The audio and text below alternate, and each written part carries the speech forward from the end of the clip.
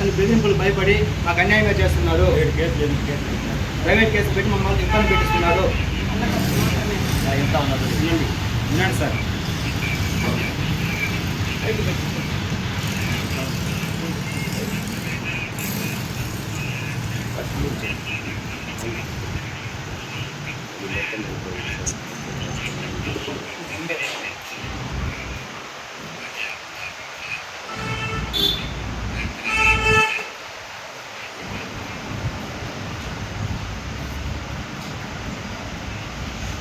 ఇచ్చినది అని చెప్పి అమీనా వారు పంపించినారు. జిల్లా సర్వేర్ కూడా కొలిసినామని చెప్పి ఊరికి తప్పు డాక్యుమెంట్ పెట్టి మాకు బౌండరీ టాలీ కాలేదని చెప్పి ఆల్రెడీ కేసు పెండింగ్లో ఉన్నది. మేము కోర్టు ఇంకా జడ్జిమెంట్ ఇవ్వలేదు, క్లారిటీ ఇవ్వలేదు, క్లియరెన్స్ ఇవ్వలేదు.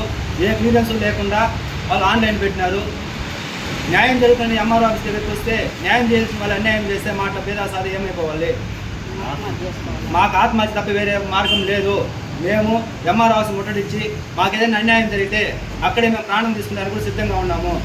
దయచేసి మాకు మీడియా వారు కానీ మేము కోరుతున్నాము. సర్వే నెంబర్లు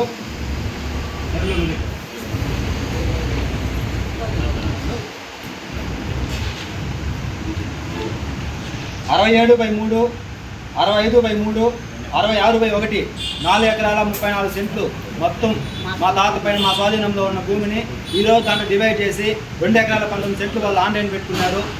దాన్ని కూడా ఎంఆర్ఓ గారు, విఆర్ఓ గారు దీన్ని చూసి ఒకసారి మొత్తం పేపర్లు మొత్తం వెరిఫై చేసి మాకు న్యాయం చేయవలసిందిగా కోరుతున్నాం. అనే వ్యక్తి హైకోర్టు లాయర్ నేను చెప్పినట్లు వినండి అని మమ్మల్ని దౌర్జన్యం చేసి మమ్మల్ని బెదిరింపు భయభ్రాంతికి గురి చేస్తున్నారు. మా తాతకి స్వయాజితం ఇది కొండ నేల కాదు. మా తాతకి స్వయాజితం.